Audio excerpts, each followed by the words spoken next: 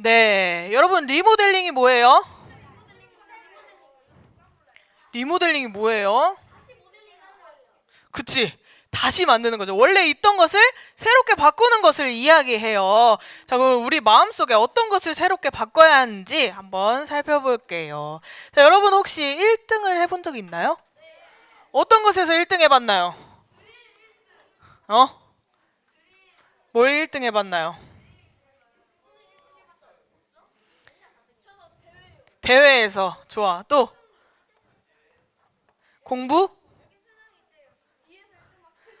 좋아요. 자, 그러면 우리 1등을 어떤 분야에서든지 1등을 하려면 우리가 어떻게 해야 될까요? 뭔가를 노력을 해야겠죠. 자, 우리 앞에 여기 1등 아래에 적혀 있는 것들 한번 같이 읽어볼게요. 시작. 이전에 한 번도 성취한 적이 없는 것을 성취하려면 이전에 한 번도 되어본 적이 없는 사람이 되어야 한다. 자, 여러분 이게 무슨 의미인지 알고 있나요? 자, 만약에 우리가 1등을 해보지 않았다면 1등을 하기 위해서는 우리가 이전에 살던 삶이 아니라 새로운 1등이 되기 위한 삶을 살아야 돼요. 한 번도 되어본 적 없는 사람이 된다는 것은 우리가 변화해야 한다는 이야기예요. 변화한다는 건 우리가 쉽게 이야기하고 다짐할 수 있어요. 그런데 실제로 그 변화를 일으키기까지는 어려워요. 왜냐하면 성공한 사람들의 인터뷰냐 아니면 수능 만점자의 인터뷰를 들어봤을 때 여러분 어떤 식으로 말하나요? 모르는 문제가 없었어요. 그냥 열심히 공부했어요. 정말 누구나 다 아는 이야기만 해요. 사실 우리와 굉장히 다르게 살아가고 있지 않아요. 특출나게 뛰어난 천재들을 제외하고는 그런 성공한 사람들이나 1등을 하는 사람들의 이야기는 단순하고 기본적인 것들만 이야기해요. 이 사람들이 성공하고 1등하는 비법들을 이야기할 때 우리가 할 수 있을까요? 없을까요? 마음만 먹으면 할 수 있어요. 그런데 왜 우리가 1등을 못하죠? 여러분 공부 1등 할 수 있나요? 할 수 있어요? 해본 적이 있어요? 해본 적 있는 친구들도 있어요. 근데 왜 우리가 이 방법은 알고 있는데 1등이 될 순 없죠? 그렇게 하지 않으니까. 그렇죠. 실천하지 않기 때문에 우리가 이뤄낼 수 없어요. 이 변화한다는 것은 익숙하지 않은 일이기 때문에 금방 원래 모습으로 돌아가곤 해요. 그리고 우리의 무의식적인 습관대로 움직여서 더욱 변화하기가 어렵다고 느끼기도 해요. 우리가 행동하는 것 중에 몇 퍼센트가 무의식으로 행동하는지 알고 있어요? 몇 퍼센트일까? 아니요, 좀 더 높아요. 자, 몇 퍼센트냐면 45%. 절반보다 조금 부족한 만큼 우리가 생활하면서 한 절반보다 조금 덜한 정도로 무의식 속에서 생활해요.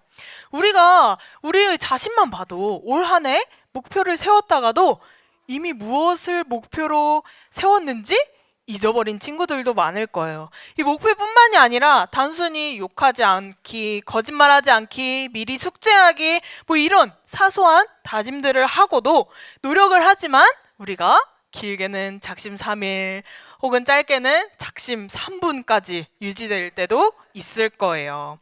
그래서 더 이상 나를 바꾸기를 포기하는 사람들도 굉장히 많아요. 또는 내 주변 사람들이 더 이상 바뀌지 않는구나 하고 그 사람들을 포기하는 경우도 있어요.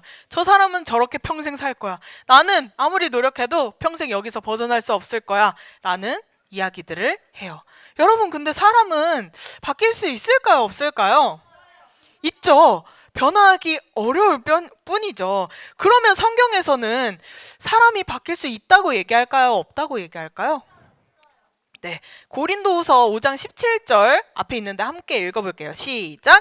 그런즉 누구든지 그리스도 안에 있으면 새로운 피조물이라 이전 것은 지나갔으니 보라 새 것이 되었도다. 자, 성경은 누구든지 변할 수 있다고 말하고 있어요. 우리가 내 스스로 나는 못해, 나는 변할 수 없어, 나는 지난번에도 실패하고 작년에도 실패하고 앞으로도 실패할 것 같아, 그래서 나는 안 할 거야, 변하지 않을 거야, 이런 식으로 포기를 해요. 하지만 성경은 누구든지, 여기 앉아있는 여러분들 또한 변할 수 있다고 말해요. 그러면 근데 이렇게 말해도 우리가 그래도 변하지 않는 사람들을 떠올릴 수 있어요. 누가 뭐 잘못된 습관을 가지고 있거나 우리가 고쳐주려고 해도 변하지 않는 사람들이 분명히 있어요. 그래서 우리는 그런 사람들이나 혹은 나 자신에게 기대하지 않아요. 그런데 성경은 왜 누구든지 변한다고 말하고 있을까요? 대체 어떻게 변할 수 있을까요? 앞에 답이 있어요. 그렇죠. 그리스도 안에서, 예수님 안에 있을 때 사람은 변할 수 있다고 해요. 새 사람이 된다는 이야기예요. 새로운 사람.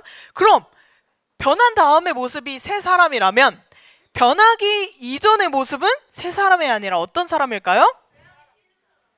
너무 길어. 짧게. 진짜 단순하게 생각해야 돼요. 새로운 사람이잖아요. 새 사람. 반대는 뭐죠? 비슷하지만 옛사람이죠. 옛날 모습. 그런 옛사람의 모습을 보여주는 사람이 오늘 말씀 속에 등장해요. 오늘 본문 여호수아의 말씀은 아간이라는 사람에 관한 이야기예요.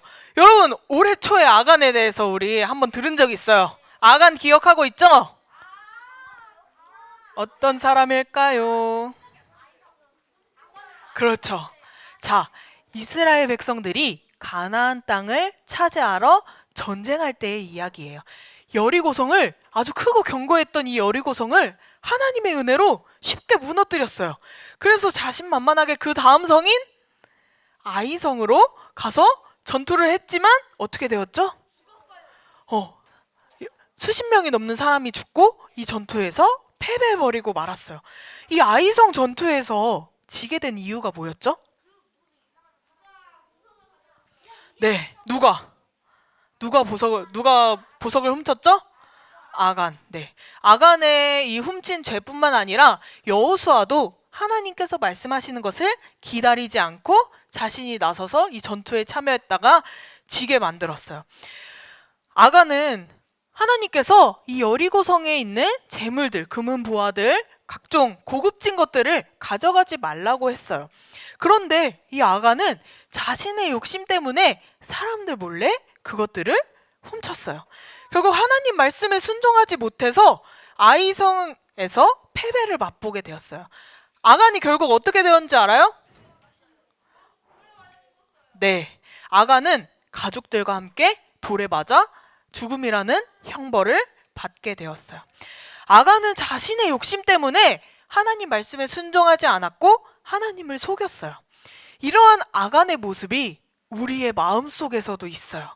우리의 마음은 자연스럽게 무의식 중에 죄를 짓게 되어 있어요. 우리가 의식하지 않고 생각하지 않는다면 무의식 속에서 죄가 우리 마음을 지배해버린다고 해요. 이렇게 된 이유가 뭐죠? 왜 우리 마음속에는, 우리 무의식 중에 죄가 이렇게 가득하게 되었을까? 그렇죠. 인류의 첫 조상인, 가장 처음 사람인 아담과 하와의 범죄 때문이에요. 그때부터 모든 사람이 죄를 가지고 태어났어요. 근데 이런 식으로 말하면 여러분들 중에 꼭 그런 생각을 하게 될 것 같아요. 아담과 하와 때문에 우리에게 죄가 생겼다라고 원망하는 마음이 생길 수 있을 것 같아요. 그런데 이 아담과 하와를 원망하는 마음조차 죄가 지배하는 마음이라는 것을 기억해야 해요.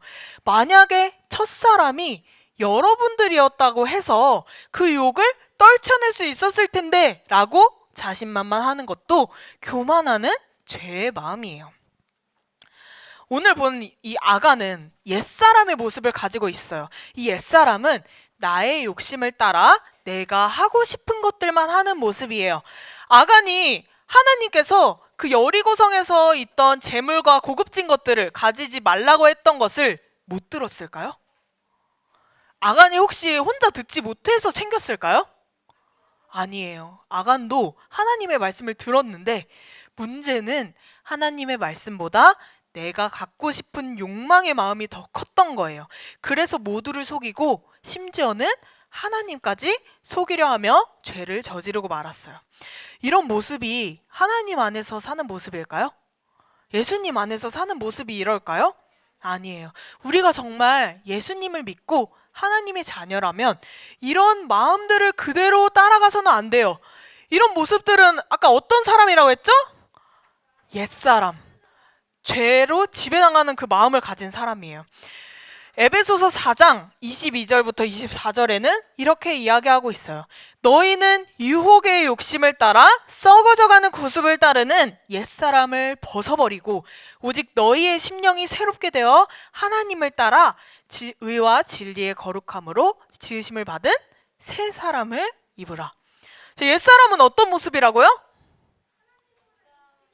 네, 하나님보다 욕심이 더 큰 마음이에요. 죄로 가득한 우리 모습. 하나님 없이 살아가는 모습이죠.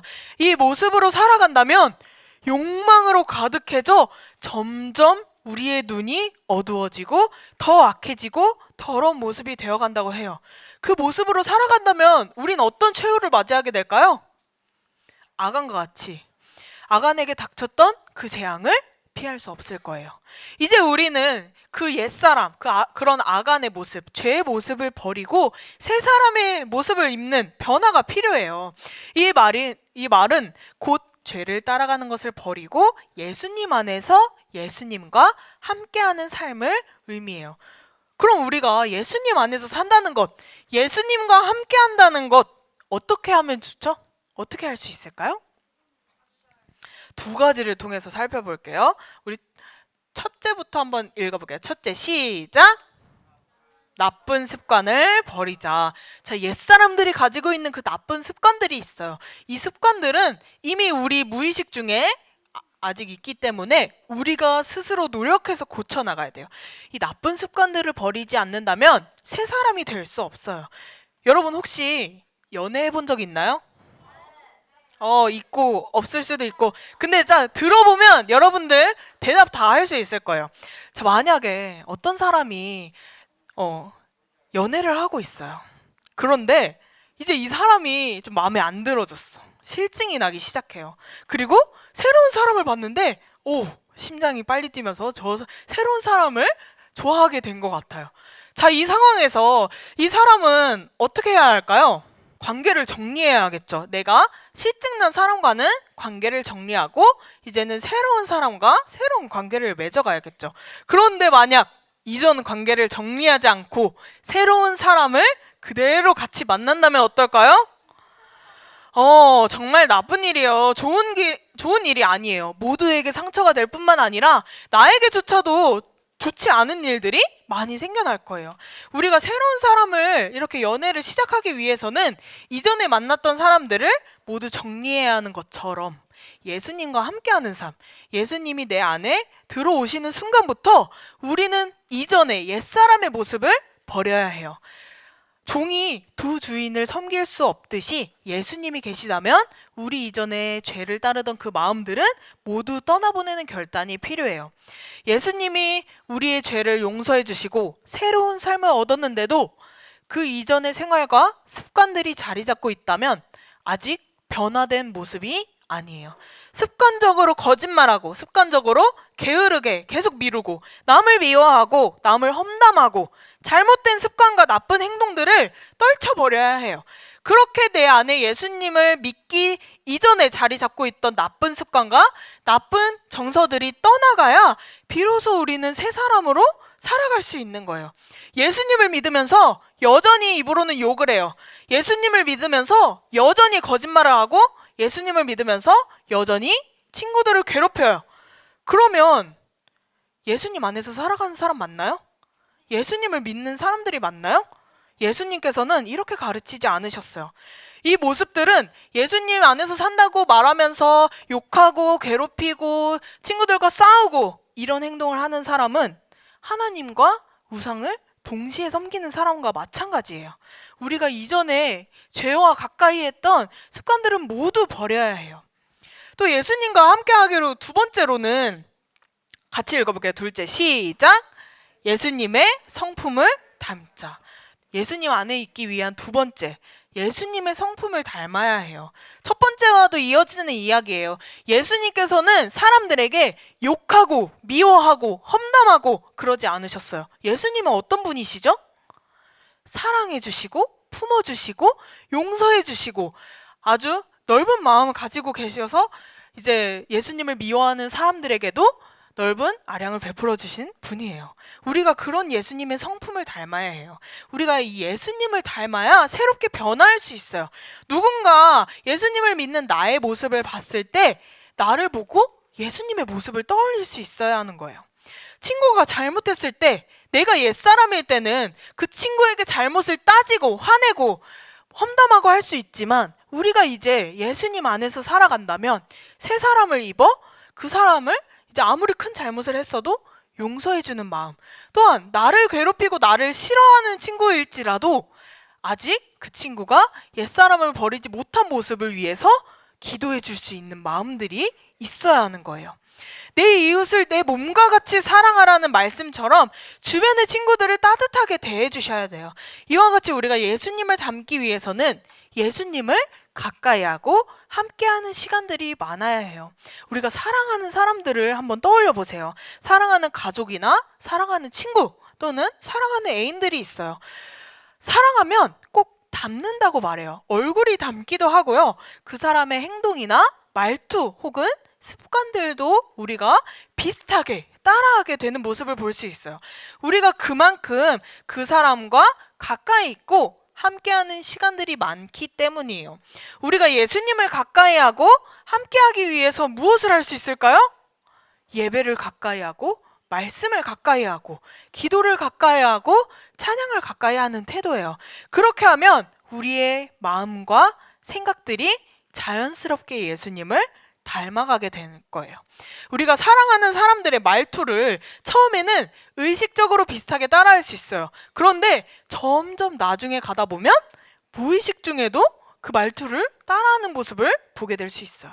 여러분 예수님 닮기 원하나요? 예수님 닮기 원하세요? 그렇다면 예수님을 가까이 해야 해요. 그래야 우리의 마음과 생각이 예수님을 닮은 모습으로 점점 변화되는 것을 볼 수 있어요. 오늘 읽은 말씀 중에 에베소서는 누가 썼는지 알고 있나요? 바울이에요. 사도 바울. 사도 바울은 예수님을 만나고 그 안에서 살고자 하는 사람, 우리가 지금 원하는 모습이죠. 예수님 안에서 사는 사람을 성공한 사람, 훌륭한 사람, 위대한 사람이라고 하지 않았어요. 예수님 안에서 사는 사람은 성공한 사람 아니에요. 훌륭한 사람 아니에요. 위대한 사람도 아니에요.